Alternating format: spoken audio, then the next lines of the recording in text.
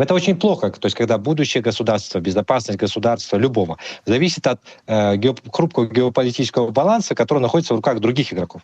Будь это Россия, там, Китай, США, другие страны.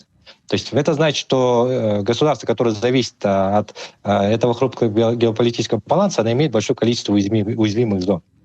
То есть понятно, что мы должны количество этих уязвимых зон сокращать. Сокращать свою зависимость и в экономической сфере, и в военной сфере от той же самой России, и не только от нее.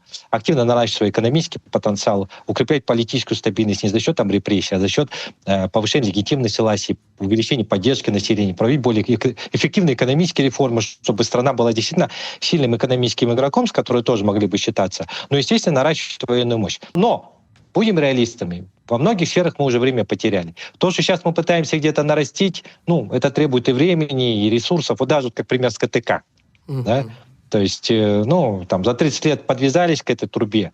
Быстро ситуацию нам не получится никак исправить, как бы мы ни хотели. Но, к сожалению, мы сейчас действительно очень сильно уязвимы. Как черепаха без панциря, я часто использую этот тезис. Главное, чтобы из нас не сделали черепаховый суп. Да?